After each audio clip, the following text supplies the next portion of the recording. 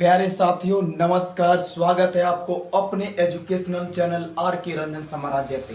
तो प्यारे साथियों, आज हम सभी लोग आ रहे हैं क्लास 12 का जो आपका केमिस्ट्री है, वो भी उसका फिजिकल केमिस्ट्री का जो चैप्टर नंबर 1 है, उसका नाम है ठोस अवस्था। तो प्यारे साथियों, मैं ठोस अवस्था को जानने से पहले आपको एक पॉइंट जानना है, जो आपका है पदार्थ, जिसको आप इंग्लिश में क्या कहोगे? सब्सटेंस या मैटर कहोगे। इसका मतलब क्या होता है प्यारे दोस्तों? पदार्थ होता है। क्योंकि आप ठोस अवस्था में पढ़ोगे तो सबसे पहले आपको जानना यह है कि आखिर पदार्थ है क्या। तो प्यारे दोस्तों, यदि पदार्थ के बारे में आपको कहा जाए तो देखिएगा, संसार का कोई भी वस्तु आपको मिलेगा, ठीक है। संसार का कोई भी वस्तु होगा, यदि उसके पास क्या क्या होना चाहिए, तो देखिएगा, एक अपना पहला शब्द आता है द्रव्यमान, और दूसरा क्या आता है? आयतन। तो संसार का कोई भी वस्तु होगा जिसमें आपको द्रव्यमान और आयतन मिलेगा, वही पदार्थ होगा, ठीक है। अब हमें जानना यहां पर यह है कि आखिर द्रव्यमान होती क्या है और आयतन होती क्या है, ठीक है। तो देखिएगा, द्रव्यमान के बारे में जानना होगा तो हमने क्या किया, दो बालक था, एक बालक का नाम था राम और दूसरे बालक का नाम था श्याम। हमने क्या किया, दोनों बालक को एक एक बोरी दिया, ठीक है। आप हमने क्या किया, दोनों बालक को एक एक बोरी दिया और दोनों को बोला जाओ तुम इसके अंतर्गत घास भर कर रहो, ठीक है। किसको कहा? राम और श्याम को। हमने क्या कहा, तुम उसके अंदर घास भर कर रहो। ये दोनों बालक गया, घास भरने के लिए गया, ठीक है। अब ये क्या, यहां पर क्या हुआ कि राम ने क्या किया, इस बोरी के अंदर घास सिर्फ नाम का पूरा भर दिया। भरा ये भी था, लेकिन ये नाम का भरा था कि ये पूरा मतलब बोरा भर गया है, ऐसा राम काम किया है। लेकिन श्याम ने क्या किया, इस बोरी के अंदर इतना घास भर दिया, मतलब क्या, एक बार तो भरा ही, लेकिन उसको और क्या क्या उस पर दाब डालते डालते बहुत ज्यादा भर दिया। इसका मतलब है इस बोरी के अंदर कोच कोच कर घास क्या कर दिया गया, सबसे ज्यादा कर दिया गया। इसका मतलब है श्याम के बोरी में घास सबसे ज्यादा था और राम में क्या था, कम था, क्योंकि राम सिर्फ नाम का वो बोरा भरा था। हमने क्या किया, जब ये दोनों बालक को बुलाया और उनके जो बोरा था उनका मैंने वजन किया। जब उनके बोरी का हमने वजन किया तो सबसे ज्यादा बोरी का वजन निकला श्याम का, और राम का क्या निकला, कम निकला। ऐसा क्यों हुआ? तो देखिए, ऐसा इसलिए हुआ क्योंकि राम ने सिर्फ नाम का वो पदार्थ भरा था। बोरी में ये तो घास तो दिया था, लेकिन क्या दिया था, ये सिर्फ नाम का भरा था। जबकि आपका जो श्याम है, ये श्याम ने क्या किया, तो उस बोरी के अंदर कोच कोच कर घास को भरा था। इसका मतलब इसके अंदर घास की मात्रा ज्यादा थी। अगर इसके अंदर घास की मात्रा ज्यादा थी तो वजन किया गया, तो इसका द्रव्यमान भी क्या हुआ, ज्यादा हुआ। इसका मतलब है उसी वस्तु का द्रव्यमान ज्यादा होगा जिसमें पदार्थ की मात्रा क्या होगी, ज्यादा होगी। श्याम की बोरी में जो था घास एक पदार्थ है, तो इसके अंदर पदार्थ की मात्रा क्या था, ज्यादा था। अगर इसके अंदर पदार्थ की मात्रा ज्यादा हुआ तो द्रव्यमान क्या होगा, ज्यादा होगा। राम की बोरी में घास क्या था, कम मात्रा में था। इसका मतलब पदार्थ कम मात्रा में है। अगर पदार्थ कम मात्रा में है तो द्रव्यमान भी क्या होगा, कम होगा। इसका मतलब है अगर किसी वस्तु के द्रव्यमान की बात किया जाए तो किसी भी वस्तु में जितनी पदार्थ की मात्रा ज्यादा होगी उतना द्रव्यमान क्या होगा, ज्यादा होगा। आपको समझ में आ गया। अगला बात करता आयतन। देखिए, आयतन का जब भी बात किया जाएगा, जैसे कि हमारे पास ये क्या है, ये हमारे पास ये बोर्ड पर लिखने वाला मार्कर है, देखिएगा। ये जो मार्कर है, अगर मार्कर का बात किया जाए, ये मार्कर अगर मान लो कि हमने इस मार्कर को हाथ पर रखा, ठीक है। ये मार्कर जो है हमारे हाथ पर जितना स्थान घेरता है, इसे मार्कर का आयतन कहते हैं। अगर मान लेते हैं यही मार्कर इस बोर्ड पर जितना स्थान घेरा है, उसे इस मार्कर का आयतन कहेंगे। इसी प्रकार से मान लेते हैं कि हमारे पास कोई ईंट होगा। मान लेते हैं ये हमारा क्या है, ईंट है। ये ईंट इस बोर्ड पर जितना स्थान घेरेगा उसे ईंट का आयतन कहेंगे। इसका मतलब है कि संसार का कोई भी वस्तु होगा, वह जितना स्थान घेरेगा उसे उसका क्या कहेंगे प्यारे दोस्तों, आयतन कहेंगे। किसी वस्तु के अंदर जितना पदार्थ की मात्रा ज्यादा होगी उतना द्रव्यमान क्या होगा, ज्यादा होगा। कोई वस्तु जितना स्थान घेरेगा उसे उसका क्या कहेंगे, आयतन कहेंगे। इसका मतलब आपने द्रव्यमान और आयतन के बारे में जान लिया। अब जानना किसके बारे में था, पदार्थ के बारे में जानना था। तो पदार्थ में जानने वाले में क्या बताएंगे कि संसार का कोई भी वस्तु होगा यदि उसमें द्रव्यमान के साथ साथ आयतन है तो वही क्या कहलाएगा, पदार्थ कहलाएगा। जैसे कि आपको बात किया जाए, जैसे कि आपके पास ये मार्कर है, इस मार्कर का कुछ ना कुछ क्या होगा, द्रव्यमान होगा, क्योंकि पदार्थ की मात्रा तो इसमें है। इसका मतलब है कि इस मार्कर का कुछ ना कुछ द्रव्यमान होगा और इस मार्कर को हमने हाथ पर रखा तो हाथ पर कुछ ना कुछ क्या कर रहा है, स्थान घेर रहा है। अगर ये स्थान घेर रहा है इसका मतलब इसमें क्या होगा, आयतन होगा, और इसमें साथ ही साथ क्या है, द्रव्यमान है। तो इस मार्कर में द्रव्यमान और आयतन दोनों है तो ये मार्कर आपका क्या कहलाएगा, पदार्थ कहलाएगा। इसका मतलब है कि संसार का आपका कोई भी वस्तु मिलेगा जिसमें द्रव्यमान के साथ साथ आयतन हुआ वही आपका क्या होगा, पदार्थ होगा। तो कह सकते हैं वे सभी वस्तुएं जिसमें क्या होगा, जिसमें द्रव्यमान एवं आयतन हो, जिसमें द्रव्यमान एवं आयतन हो उसे क्या कहते हैं प्यारे दोस्तों, तो उसे पदार्थ कहते हैं, उसे पदार्थ कहते हैं। तो जिसमें द्रव्यमान के साथ साथ आयतन भी होगा वही आपका क्या होगा, पदार्थ होगा। एक व्यक्ति ने कहा कि सर आप बताइए ईंट पदार्थ होगा, आपके पास कह दिया जाए ईंट लेकर आ जाए, आखिर ये ईंट पदार्थ है? तो हमने बोला ये ईंट तो पदार्थ होगा।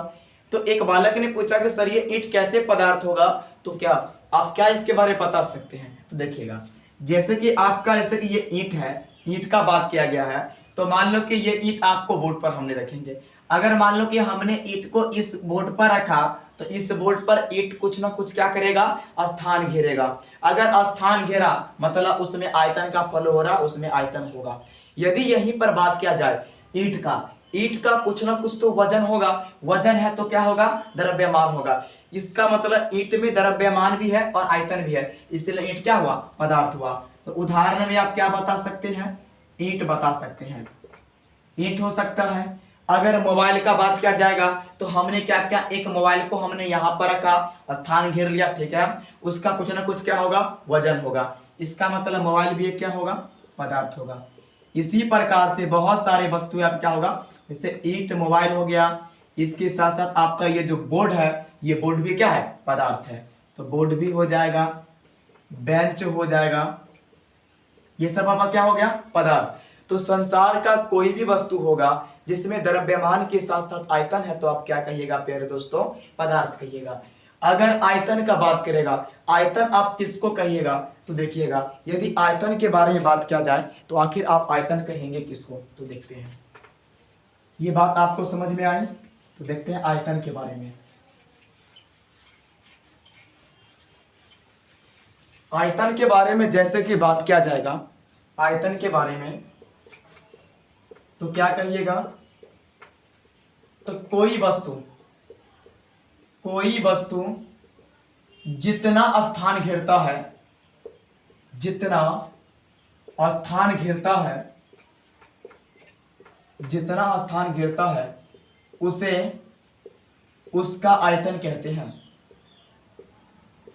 उसे उसका आयतन कहते हैं। इसका मतलब है कि संसार का कोई भी वस्तु होगा वो जितना स्थान घेरेगा ना वही उसका क्या होगा प्यारे दोस्तों, आयतन होगा। यदि आप बात करिएगा पदार्थ के वर्गीकरण का, किसका बात करिएगा, पदार्थ का वर्गीकरण, तो देखिएगा अगर पदार्थ के वर्गीकरण का बात करिएगा तो पदार्थ के वर्गीकरण को दो भागों में वर्गीकृत किया गया, ठीक है। एक बार आपका हुआ भौतिक गुणों के आधार पर, मतलब पदार्थों का जो भौतिक गुण था उसके आधार पर पदार्थों का वर्गीकरण किया गया। सेकंड बात किया जाएगा तो आपका रासायनिक गुणों के आधार पर। इसका मतलब है कि पदार्थों का वर्गीकरण किया गया दो गुणों के आधार पर, एक आपका भौतिक गुण, दूसरा रासायनिक गुण। अब यहां पर बात आती है ये पदार्थ को भौतिक गुणों के आधार पर कितने भागों में बांटा गया है, तो देखिएगा अगर भौतिक गुण का बात करेगा तो भौतिक गुणों के आधार पर पदार्थ को यदि समानता कहा जाए तो 5 भागों में बांटा गया है, जिसमें आपका पहला होगा ठोस, दूसरा बात किया जाएगा तो क्या होगा, द्रव होगा, अगर तीसरा बात किया जाए तो क्या होगा, गैस होगा, अगर चौथा बात करेंगे तो प्लाज्मा होगा, अगर पांचवा बात करेंगे तो बीईसी होगा। इसका मतलब है कि पदार्थ को भौतिक गुणों के आधार पर कितने भागों में बांटा गया, तो टोटल 5 भागों में बांटा गया। ठोस, द्रव, गैस, प्लाज्मा, बीईसी, ये समानतः 5 अवस्था होते हैं। लेकिन पदार्थ का मुख्यतः भौतिक अवस्था कहा जाए तो पदार्थ के मुख्यतः भौतिक अवस्था 3 ही होगा, आपका होगा ठोस, द्रव, गैस। लेकिन सामान्यतः कहा जाए तो सामान्यतः आपका होता है 5, ठोस, द्रव, गैस, प्लाज्मा, बीईसी, जबकि मुख्यतः होगा 3 होगा। उसके बाद रासायनिक गुणों के आधार पर कहिएगा तो रासायनिक गुणों के आधार पर जो पदार्थ है ये 2 भागों में बांटा गया, 2 भागों में, जिसमें आपका पहला आया आपका, जिसमें पहला की बात किया जाए तो आपका होगा शुद्ध पदार्थ। तो रासायनिक गुणों के आधार पर पदार्थ कितने प्रकार का होगा, 2 प्रकार का, एक होगा आपका शुद्ध पदार्थ और दूसरा बात किया जाएगा तो अशुद्ध पदार्थ होगा। उसके बाद देखिएगा, अगर बात किया जाए यही शुद्ध पदार्थ में तो ये शुद्ध पदार्थ कितने प्रकार के होंगे, तो शुद्ध पदार्थ भी आपका 2 प्रकार का मिलेगा। एक आपको क्या मिल जाएगा प्यारे दोस्तों, तो एक आपको मिलेगा तत्व और दूसरा क्या मिल जाएगा, यौगिक मिलेगा। उसके बाद अगला आपका मिलता अशुद्ध पदार्थ। अशुद्ध पदार्थ को हम कहते हैं मिश्रण, क्या कहेंगे, मिश्रण। तो अशुद्ध पदार्थ को आप मिश्रण भी कहिएगा। ये अशुद्ध पदार्थ जो होता है ये भी आपको 2 प्रकार का होगा। एक क्या हो जाएगा प्यारे दोस्तों, एक आपका होगा समांगी मिश्रण, समांगी मिश्रण, जबकि दूसरा क्या होता है, विसमांगी मिश्रण होता है। इसका मतलब है कि आपने यहां पर क्या जाना कि पदार्थ के वर्गीकरण के बारे में, तो भौतिक गुणों के आधार पर समानता 5 अवस्था में है, लेकिन मुख्यतः कहेगा तो 3 ही होगा। उसके बाद रासायनिक गुणों के आधार पर कहा जाए 2 भाग में बांटा गया है, एक तरफ आपका शुद्ध पदार्थ, दूसरे तरफ होगा अशुद्ध पदार्थ, जिसको आप मिश्रण भी कहिएगा। अगर शुद्ध पदार्थ का बात किया जाए तो ये भी आपका 2 तरह का होगा, एक आपका होगा तत्व और दूसरा क्या होगा प्यारे दोस्तों, यौगिक होगा। यदि अशुद्ध पदार्थ का बात किया जाए ये भी आपका 2 प्रकार का होगा, एक होगा समांगी और दूसरा होगा विसमांगी। यहीं पर एक और बात किया जाए, ये जो आपका तत्व है ये भी तत्व होता है आपका 3 प्रकार का, एक तरफ आपका आ जाएगा धातु और दूसरा हो जाएगा अधातु और तीसरा क्या हो जाएगा, उपधातु होगा।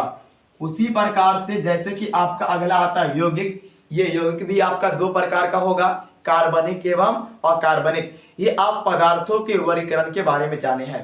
तो प्यारे दोस्तों हमने किसके बारे में जाना है, तो हमने जाना है पदार्थ के बारे में। तो संसार का कोई भी वस्तु होगा जिसमें कुछ ना कुछ द्रव्यमान और आयतन होगा तो ही आपका क्या होगा, पदार्थ होगा।